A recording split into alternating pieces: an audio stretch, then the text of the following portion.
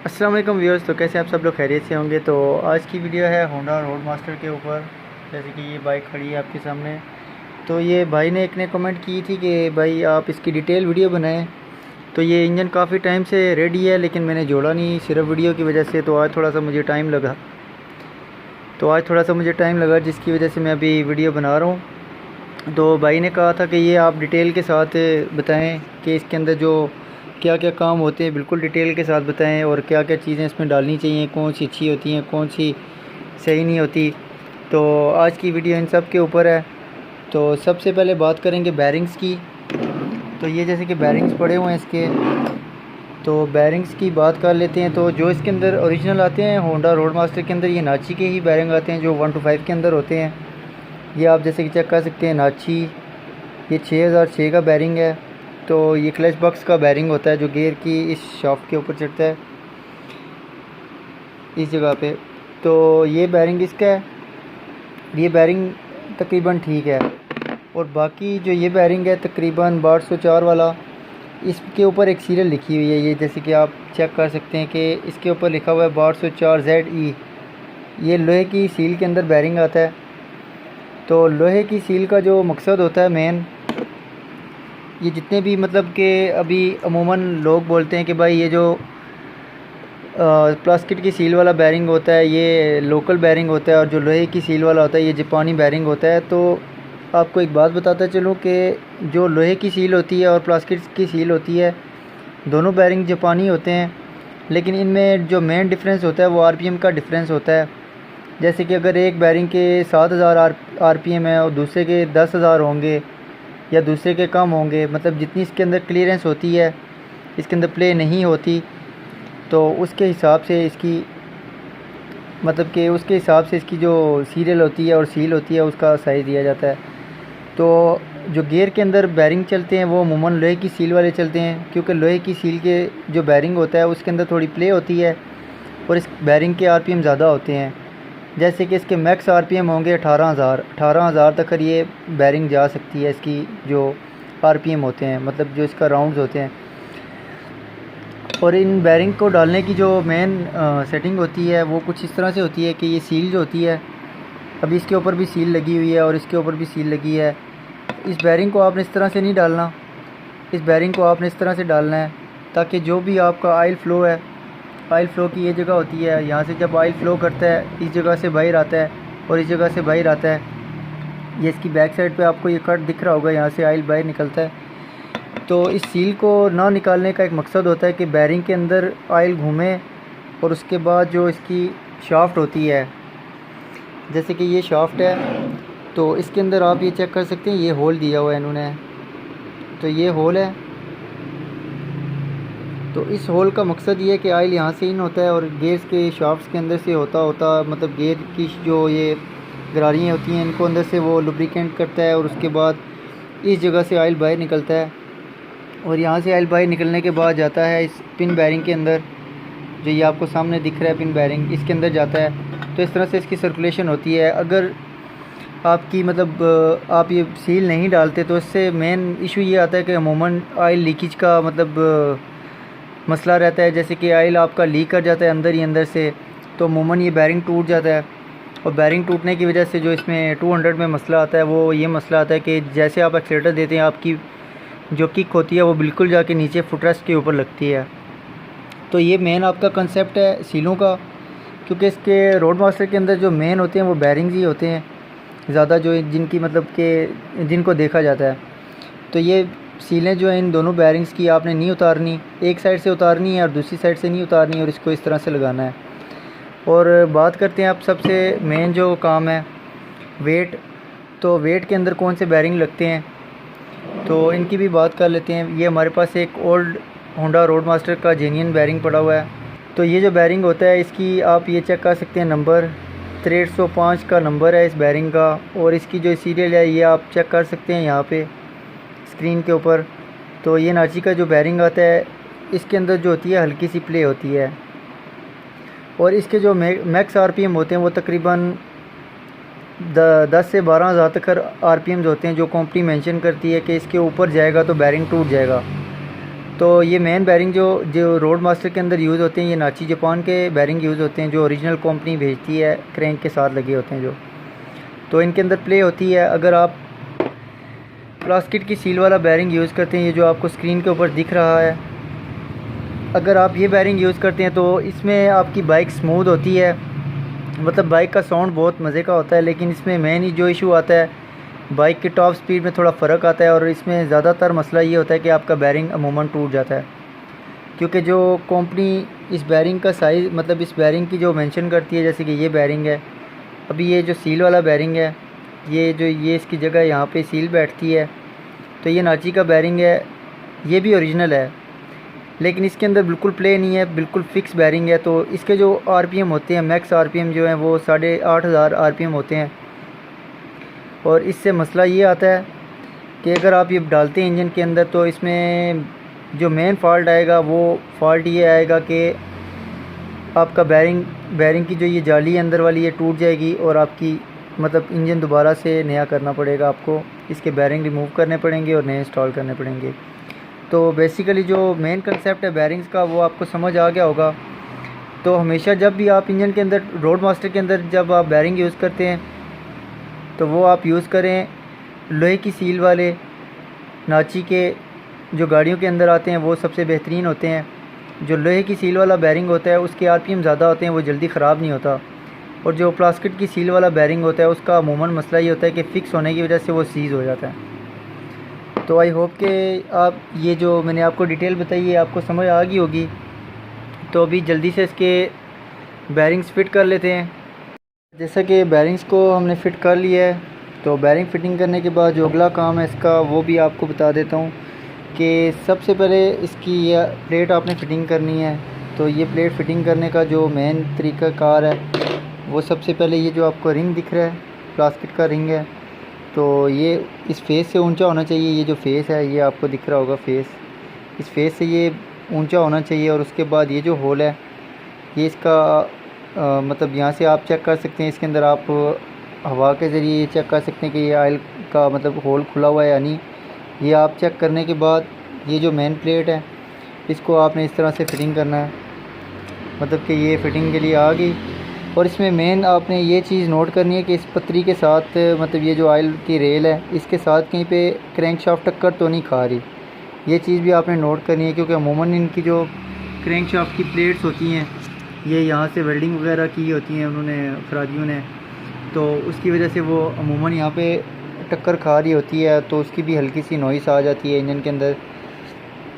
तो इसको जो मेन फिटिंग करने का तरीक़ाकार ये है। और उसके बाद जो इसके बोल्ट्स होते हैं, तो ये आप देख रहे होंगे, ये ब्लैक कलर का बोल्ट है, ये हाई टेम्पर बोल्ट होते हैं, जिस तरह ये स्टार्ट्स होते हैं ये इंजन के, तो इस तरह के ये बोल्ट्स होते हैं। तो कोशिश करें इसके अपने ओरिजिनल यूज़ करें, क्योंकि इनका भी ये मसला होता है कि अगर आप नॉर्मल यूज़ करते हैं तो वो अमूमन खुल जाते हैं, जब भी आप इंजन खोलेंगे तो वो आपको लूज़ मिलेगा।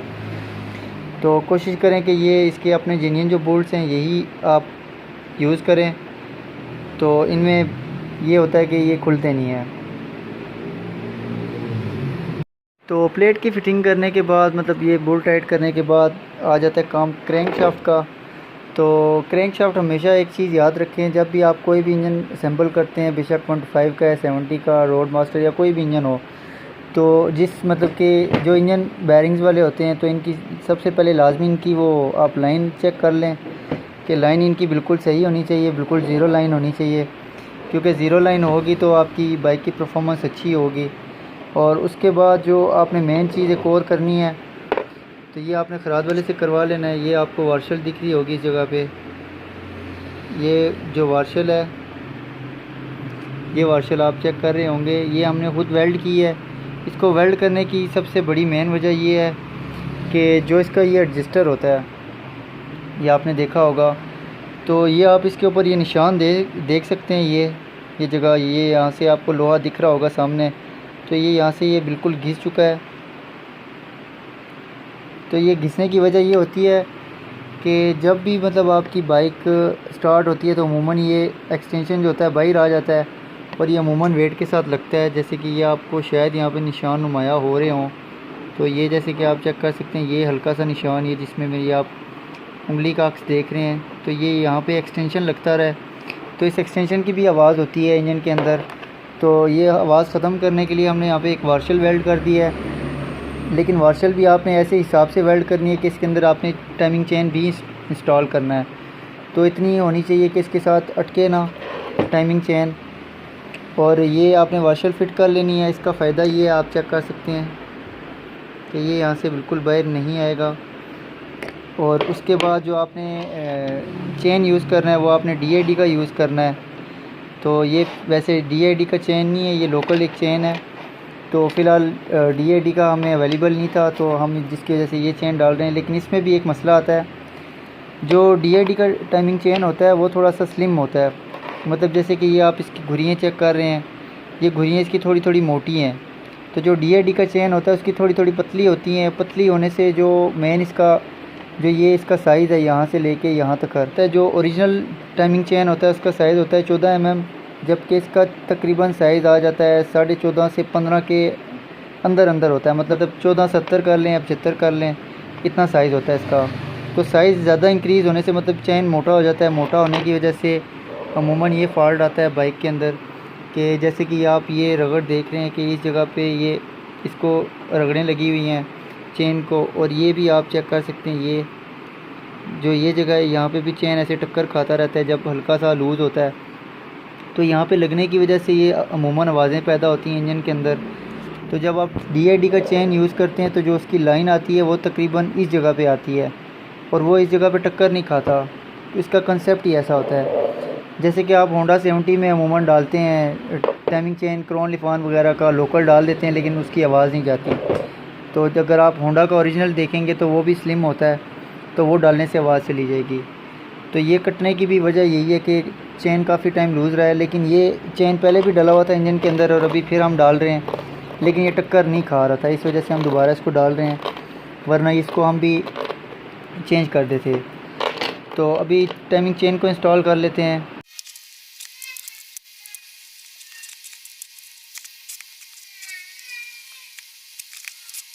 तो ये जैसे कि हमारा टाइमिंग चेन इंस्टॉल हो चुका है, तो इस वार्शल की वजह से थोड़ा सा मुश्किल से चेन बैठा है।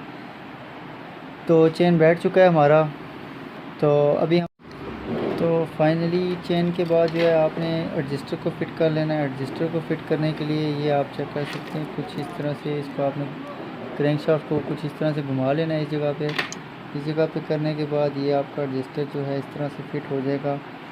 और उसके बाद ये आपने जो वार्शल है, ये एक वार्शल होती है इसके आगे, तो ये आपने रखनी है यहाँ पे। तो ये रखने के बाद जो है इसका लॉक होता है होंडा रोड मास्टर का, तो ये लॉक जो है ये भी आपने ऐसे ही इंस्टॉल कर देना है कुछ इस तरह से।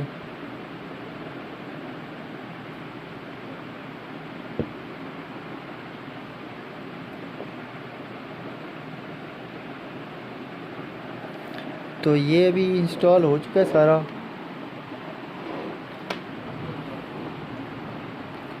तो ये भी आप चेक कर सकते हैं कि ये बिल्कुल इंस्टॉल हो चुका है, लॉक इसका इंस्टॉल हो चुका है और इसके अंदर बिल्कुल प्ले भी नहीं है।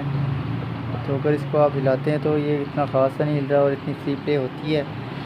तो एक चीज़ का ख़ास ख्याल रखें कि जब भी आप इंजन फिट करेंगे तो आपने ये इसकी जो पतरी हैं ये देख लेनी है, प्लेटें वगैरह अपनी जगह पे बैठी हैं कि नहीं। अमूमन फ़ाल्ट ये आता है कि जो आपकी वो प्लेट होती है ऑयल पंप वाली, उसके साथ ये एक टक्कर खा रही होती है, इनकी आवाज़ होती है और कई बार ये उतर भी जाती हैं। और उतरने से अमूमन इंजन आपका बिल्कुल रुक जाता है, सीज जैसे होता है बाइक, बिल्कुल इस तरह से जाम हो जाता है इंजन। तो ये जगह और ये पल्ले वगैरह जो हैं इसके, ये जगह, ये प्लेट जो है ये चेक करें। और उसके बाद जो इसका ये टापे का ये फेस है ये चेक करें कि यहाँ पे किसी जगह पे टक्कर वगैरह खा तो नहीं रही। लेकिन ये सबसे पहले आपने ना टाइमिंग चेन फ़िट करना है और ना ही आपने रजिस्टर फ़िट करना है। इसके बगैर आपने जोड़ के क्रैंकशाफ्ट को टर्न करके घुमा के आपने चेक कर लेना है कि कोई जगह कोई भी चीज़ किसी चीज़ के साथ टक्कर तो नहीं खा रही, क्योंकि रोड मास्टर के अंदर इतनी गुंजाइश नहीं होती, ख़ास करके जो इसकी बैरिंग के एरियाज़ होते हैं यहाँ पे। तो अमूमन ये प्लेट्स टक्कर खा रही होती हैं। ज़्यादातर जो हमने इंजन्स खोले हैं उनके अंदर यही फॉल्ट है कि ये जो प्लेटें टक्कर खा रही होती हैं। अभी कोई मेरे पास क्रैंक पड़ी नहीं है, नहीं तो मैं आपको चेक करा देता कि कैसे वो लग रही होती हैं आपस में। जो इसके आपने बोल्ट लगाने हैं वो आप भी चेक कर लें कि ये ब्लैक कलर के बोल्ट होते हैं, ये टेम्पर बोल्ट होते हैं। मतलब इसको आप जितना टाइट करेंगे ये उतना ही टाइट खुलेगा बाद में। तो अमूमन ये बोल्ट है ये 200 में जेन्युइन आता है, ओरिजिनल बोल्ट लगा होता है क्रैंक का, इस जगह पे लगे आते हैं। तो कोशिश करें कि आप इसके ओरिजिनल यूज़ करें। अभी अगर देखा जाए तो ये बोल्ट भी ओरिजिनल है, लेकिन ये बोल्ट टेम्पर नहीं होता, तो अमूमन इसका चांस होता है कि ये थोड़ा सा जब आप इंजन डिसअसेंबल करते हैं जब नेक्स्ट टाइम, तो ये आपको अमूमन बोल्ट लूज़ मिलेगा। तो कोशिश करें ये हाई टेम्पर बोल्ट जो होते हैं ये यूज़ करें, जो ओरिजिनल जैसे कि गाड़ियों के इंजन में आते हैं, कैम शाफ्ट्स में लगे होते हैं, वो आप यूज़ कर सकते हैं। या अगर आपके पास इसके अपने ओरिजिनल है तो सबसे बेहतर है। तो अभी क्रैंक को फिट कर लेते हैं इसके अंदर और फिर मिलते हैं। तो क्रैंक शाफ्ट फिट करने के बाद अभी आ जाते हैं गेयर्स। तो गेयर्स के लिए सबसे पहले आपने ये ड्रम फिट कर लेना है इस जगह पे खास, और उसके बाद ये आपने शाफ्ट फिट कर लेनी है।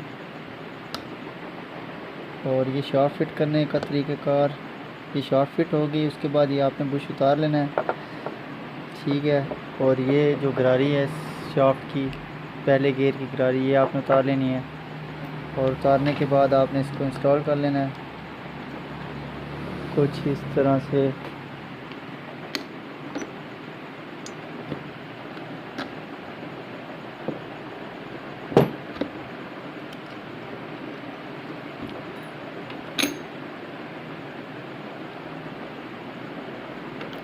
तो आपने एक चीज़ का ख़ास ख्याल रखना है, जो इसकी वाशर्स हैं वो आपने पूरी करनी है। तो वाशर्स अमूमन ये जो आपको लॉक दिख रहा है, लॉक के नीचे एक वाशर होती है, अमूमन लाजमी होती है वाशर। तो ये वाशरें पूरी होनी चाहिए आपकी।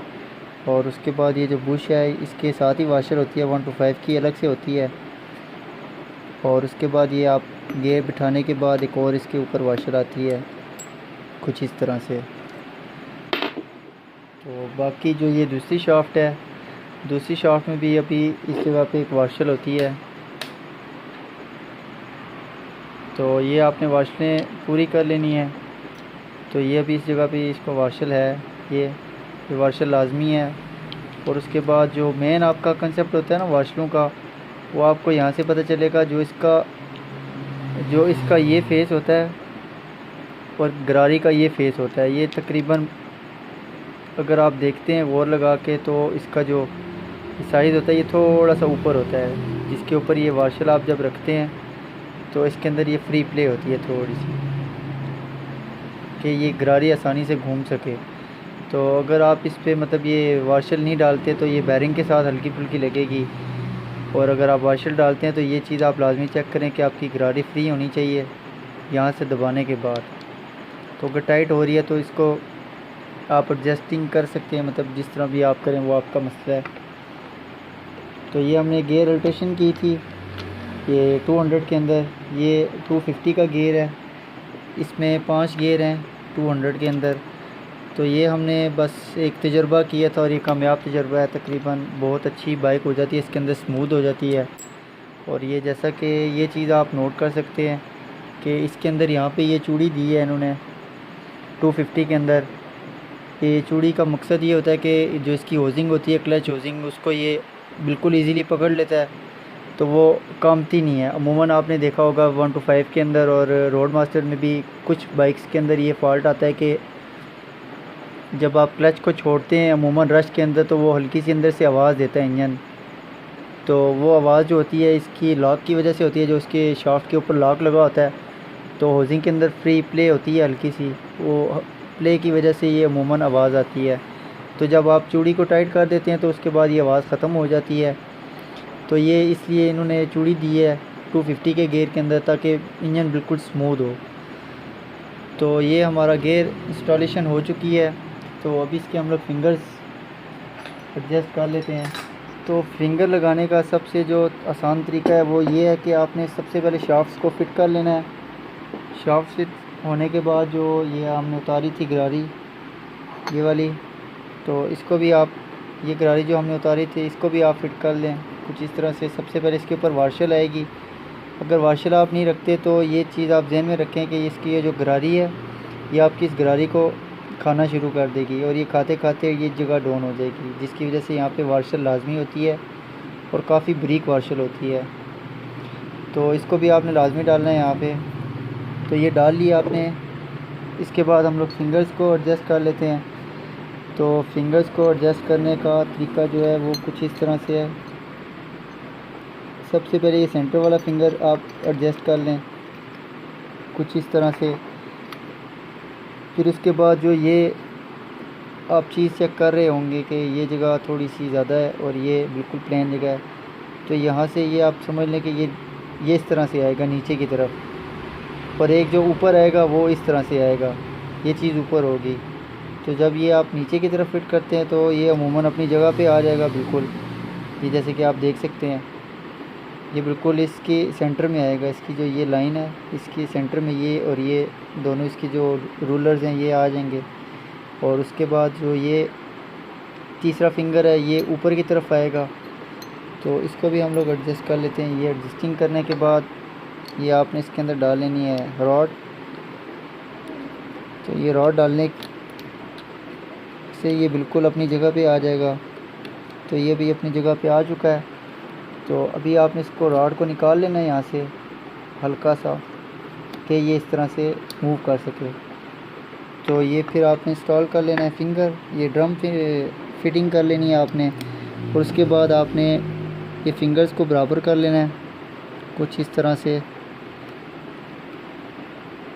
ये भी जैसे आप चेक कर सकते हैं कि ये एक हो चुका है और दूसरा भी तकरीबन हो चुका है और तीसरा भी बस हो गया। तो ये तीनों हो चुके हैं और उसके बाद ये हमारा गियर इंस्टॉल हो चुका है। तो इसको आपने घुमा के भी चेक कर लेना है। तो ये अभी यहाँ पे न्यूट्रल है बिल्कुल बाइक। तो ये हल्की सी यहाँ पे टक्कर खा रहा है। तो जब ये बैरिंग्स के साथ बिल्कुल फिटिंग हो जाएगा और ये चीज़ फिट आएगी तो ये भी आप चेक कर सकते हैं। ये जो प्ले है तो ये प्ले जैसे ही ख़त्म होगी तो ये अटकना भी ख़त्म हो जाएगा। तो यहाँ पे ये गियर हमारा न्यूट्रल हो चुका है बिल्कुल। तो ये हमारा इंजन रेडी है। तो अभी हम दूसरा इसका केस फिट करके उसके बाद जो इसकी क्लच प्लेट्स की डिटेल है वो भी आपके साथ शेयर करते हैं। तो फाइनली इंजन रेडी हो चुका है। इंजन के सारे बोल्ट्स वगैरह हमने टाइट कर दिए और ये शाफ्ट्स वगैरह भी आपको तब चेक करा दी थी। तो इसके बाद जो सबसे पहली फ़िटिंग होगी वो हमारी गियर शाफ्ट की फ़िटिंग होगी, जो कि ये शाफ्ट है। तो इसको वैसे आपने ऑयल वगैरह लगा लेना है, मैं लगा नहीं रहा।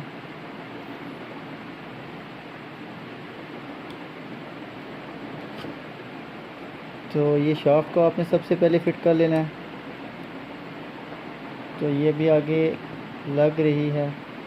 तो ये शाफ्ट फिटिंग होने के बाद जो दूसरा काम है वो ये रूलर बैरिंग्स हैं। ये जो रूलर्स होते हैं इसके ड्रम के, आपने इनको इंस्टॉल कर लेना है। इनको इंस्टॉल करने के बाद आपने दूसरा स्टार लगा लेना है इसके ऊपर। तो ये फिटिंग हो चुके हैं और इसके बाद ये आपने स्टार लगाना है कुछ इस तरह से। ये जो 5 स्पीड गियर होता है इसके अंदर ये 4 रूलर्स होते हैं और जो 4 स्पीड गियर होता है उसके अंदर 3 रूलर्स होते हैं। तो ये हम लोग अभी फिट कर रहे हैं इसको। इसके बाद आपने स्टॉपर लगानी है और स्टॉपर में भी एक चीज़ का आपने ख़ास ख्याल करना है।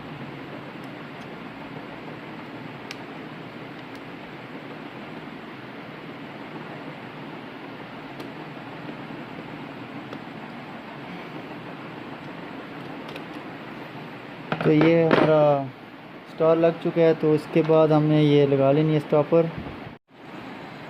तो भैया इसको फिटिंग करने का जो मेन तरीक़ाकार है वो आपने स्टॉपर पतली ले लेनी है सबसे पहले ये वाली, और उसके बाद आपने इसको बोल्ट को ऐड कर लेना है। तो ये जो कट लगा हुआ है ये नीचे की तरफ होता है, कुछ इस तरह से फिट आती है। तो ये हमने इसको सबसे पहले ऐड कर लेना है। तो उसके बाद ये वार्शल को देखना है, वार्शल के अंदर हल्का सा जंप है तो जंप को हम इस साइड पे ऐसे कर लेते हैं और उसके बाद ये हम यहाँ पे ऐड कर लेते हैं। और ये ऐड यहाँ पे करने के बाद इसको हम टाइट करते हैं कुछ इस तरह से। और ये भी आप चेक कर सकते हैं बिल्कुल इजी फिट हो रहा है। इतना इजी हमने कभी फिट नहीं किया भाई।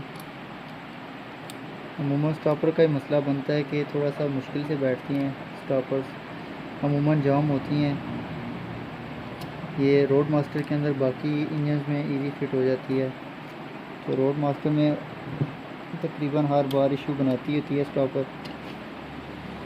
तो ये हमारी तकरीबन टाइट हो चुकी है, और इसके बाद आपने कुछ इस तरह से इसको चेक कर लेना है कि ये काम भी कर रही है कि नहीं कर रही। तो ये जैसे कि आप चेक कर सकते हैं कि ये बिल्कुल काम कर रही है, ये जाम नहीं होनी चाहिए। जाम होगी तो इसमें मसला ये आएगा कि आपके गियर ऑटोमेटिक शिफ्ट होना शुरू हो जाएंगे। तो इसको आप फिर से एक बार टाइट करके इसको आप चेक कर लें। तो ये हमारा गियर मैकेनिज़्म फिट हो चुका है, और इसके बाद हमने इसका ऑयल पंप को टाइट कर लेना है। और ऑयल पंप को टाइट करने से पहले इसका जो ये रिंग होता है ये आपने इंस्टॉल करना है, लेकिन हमारे ऑयल पंप में आप देख सकते हैं पहले से इंस्टॉल है, ये सिलिकॉन के साथ चिपका हुआ है, और ये ओरिजिनल इसका रिंग है। तो इसको फिटिंग करने से पहले आपने जो इसका ये होती है जाली, इसको आपने साफ़ कर लेना है, और उसके बाद इसके ऊपर एक रिबन भी आती है, वो इसकी अपनी लगा लें। हमारे पास अवेलेबल नहीं है तो हमने ये जुगाड़ लगाया हुआ है, तारें लगा ली हमने। तो इसको फिटिंग करने का तरीका भी यही है, जैसे हम नॉर्मल 1 to 5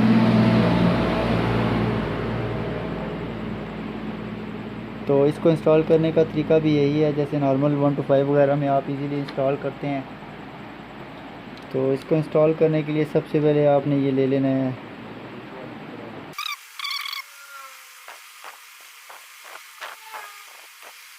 और इसके बाद जब आप ऑयल पंप फिट कर चुके हैं तो इसके बाद आपने इसको खोल लेना है। खोलने का मकसद ये है कि एक तो ऑयल पंप इसका चेक हो जाता है थोड़ा सा कि इसकी गरारी वगैरह में प्ले वगैरह तो नहीं है, और दूसरा उसके बाद इसकी जो आपने कुशन गरारी फिट करनी है वो भी ये खोलने के बाद ही फिट होगी। इसको आप पहले भी फिट कर सकते हैं ऑयल पंप लगाने से, लेकिन अगर इसको खोल लें तो ज़्यादा बेहतर है। इसमें ये आपको चेकअप हो जाएगा कि ऑयल पंप में कोई मसला वगैरह तो नहीं है शाफ्ट के अंदर।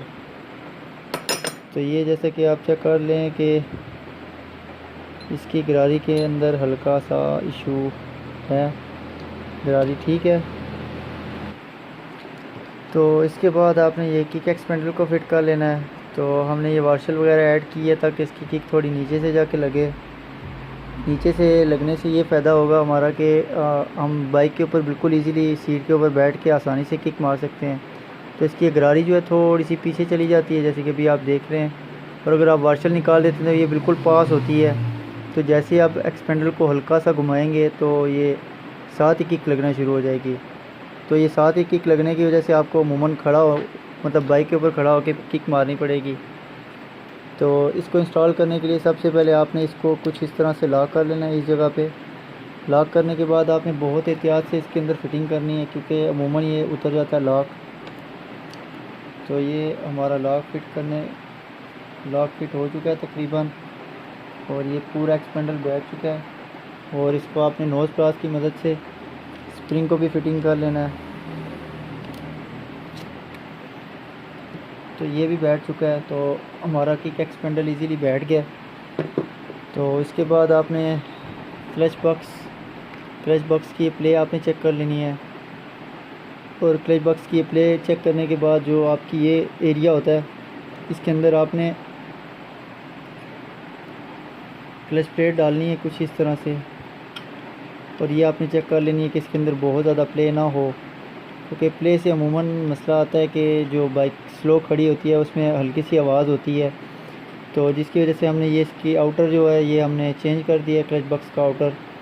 तो ये हमने नया डाला है इसी वजह से, क्योंकि बाइक के अंदर आवाज़ थी पहले क्लच बॉक्स की, तो अभी हमने ये नया इंस्टॉल कर दिया है। तो ये चीज़ें आपने चेक करने के बाद आपने इसको फ़िटिंग करना है। हर चीज़ को आपने चेक करके फ़िटिंग करना है। चेक करने से ये होता है कि मज़ीद आपकी थोड़ी इसमें हेल्प हो जाती है कि भाई चीज़ ठीक है, इसमें कोई मसला वगैरह तो नहीं है। लेथ वगैरह का काम करते हुए अमूमन इसकी वो जो जरियाँ थी थोड़ी प्रेस हो जाती हैं। तो ये हमारी फिट हो चुकी है कुशन गरारी, और इसके बाद हमने इसकी ऑयल पंप की गरारी है जो वो भी हमने फिटिंग कर लेनी है, ये जगह पे फिट आएगी। और उसके बाद हमारा ये गियर आएगा कुछ इस तरह से, और उसके बाद ये हमारी आउटर बॉडी आएगी ऑयल पंप की कुछ इस तरह से, और फिर इसके ये बोल्ट वगैरह लग जाएंगे। और जो हमारा क्लच बॉक्स है वो बिल्कुल लास्ट पे फिटिंग आएगा इसके ऊपर।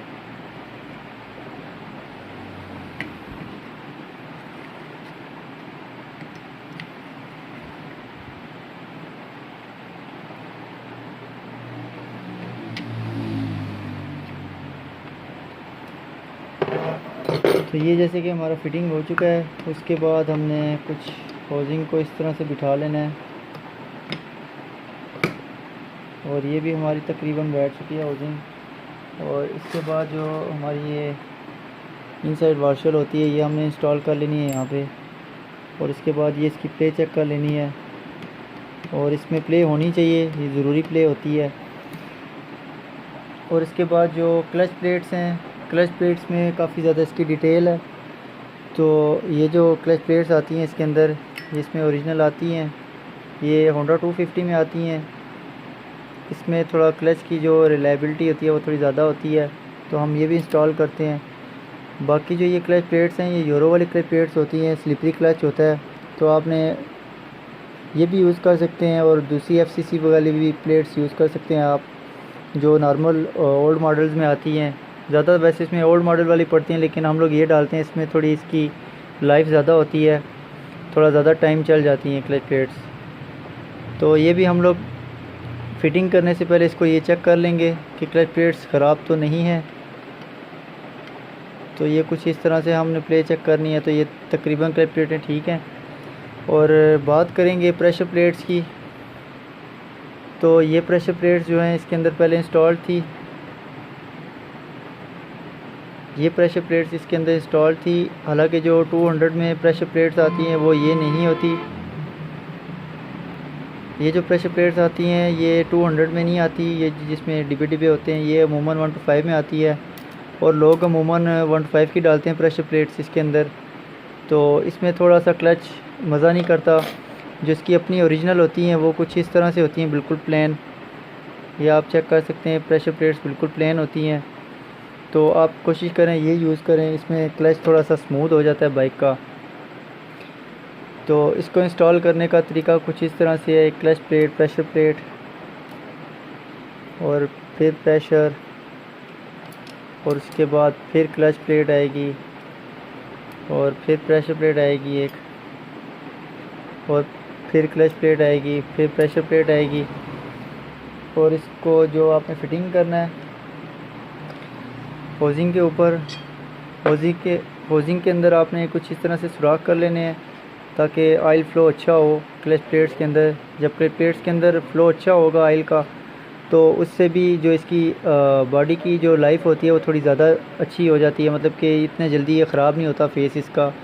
तो होजिंग को टूल लगाने की ज़रूरत नहीं पड़ती, तो जस्ट आपने मतलब क्लच प्लेट्स ही चेंज करनी होती हैं अगर वो रिक्वायर्ड हो तो इसको फ़िटिंग करने का जो तरीक़ाकार है, ये होजिंग इस तरह से फ़िटिंग आती है। तो इसकी जो क्लच प्लेट्स होती हैं वो हमें पहले इंस्टॉल करनी पड़ती हैं। तो इसको इंस्टॉल करने का तरीका जो है वो सबसे पहले आपने ये क्लच प्लेट यूज़ करनी है इसके अंदर, आउटर बॉडी के अंदर। तो इसका जो तरीक़ाकार है वो कुछ इस तरह से है। इसमें 2 वाशर्स होती हैं। एक जो वाशल है ये तकरीबन बिल्कुल प्लेन वाशल होती है, और ये जो वाशल होती है ये जंपर वाशल होती है, हल्का सा इसके अंदर जंप होता है। ये आप इस जगह से चेक कर सकते हैं।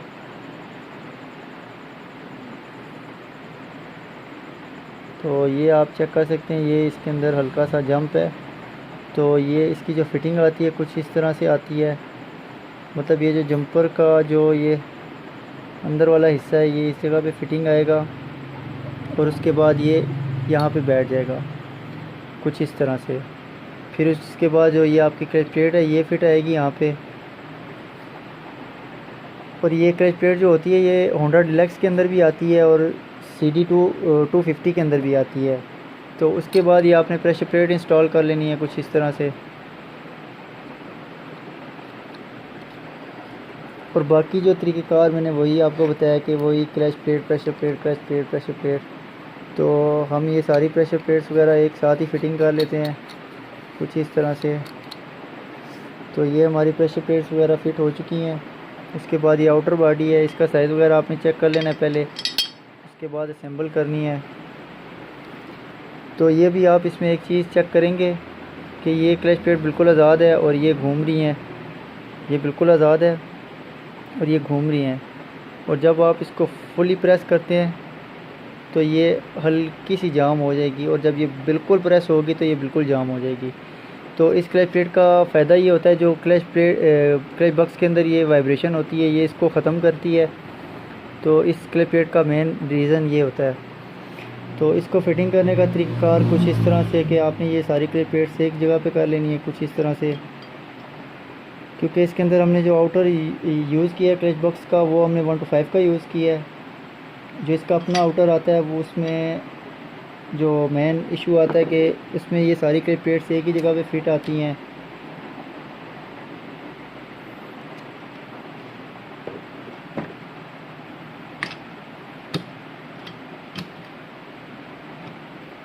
तो ये आपने क्लच प्लेट्स को फिट कर लेना है सबसे पहले, और इस प्लेट को आपने इस जगह पे फिटिंग करना है, मतलब ये इन सब के मुखालिफ होगी प्रेशर प्लेट। और उसके बाद ये आपने इस तरह से बिठा लें। आउटर बैठ चुका है तकरीबन पूरा कम्प्लीटली, और इसके बाद जो इसकी फ़िटिंग है वही तरीक़ाकार है कि आपने सबसे पहले इसकी आउटसाइड वाशर ले लेनी है, जो कि बहुत ही ज़रूरी होती है। तो ये आपने वाशर यूज़ करनी है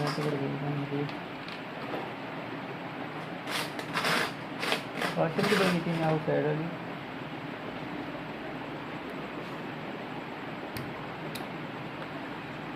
तो ये आपने वाशर यूज़ कर लेनी आउटसाइड। तो ये इस जगह पे आएगी कुछ इस तरह से, और ये इसका नट है, क्योंकि ये हमने अल्ट्रेशन की थी तो इस वजह से हमने इसको टूल लगा के बिल्कुल छोटा सा कर दिया था, क्योंकि आउटर बॉडी के साथ टच हो रही थी। तो इसको आपने टाइट कर लेना है। अभी इसको आप जिस तरह भी करें ये आपका मसला है टाइट करना। तो इसको टाइट करने के लिए वैसे इसको ओजिंग को पुलर चाहिए होता है। तो ये हमारी फ़िटिंग हो चुकी है, हमने टाइट कर लिए बोल्ट वगैरह सारा। बाकी जो ये इसके अंदर स्प्रिंग्स हैं ये आपने इसके अंदर लोडर रिक्शे के यूज़ करने हैं, क्योंकि लोडर रिक्शे की जो प्लेट्स होती हैं वो ज़्यादा होती हैं और स्प्रिंग छोटा होता है। तो छोटा होने की वजह से इसका क्लच भी एक स्मूथ हो जाता है बिल्कुल, मतलब आप क्लच को जब प्रेस करेंगे बिल्कुल ऐसे मज़े से प्रेस होगा। और इसमें बाइक की एफिशिएंसी भी काफ़ी अच्छी होती है, मतलब कि पिकअप वगैरह।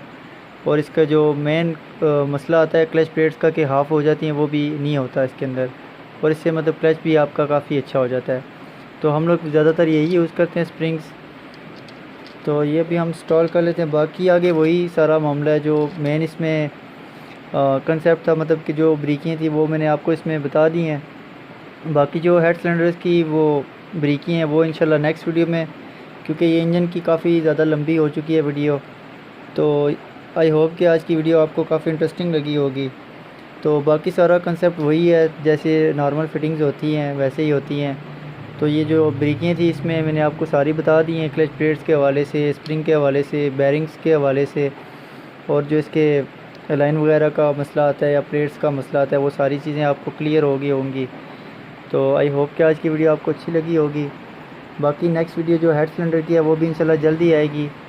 तो ये मेरे पास टाइम था तो मैंने कहा आज आपको इंजन के हवाले से बता दूँ।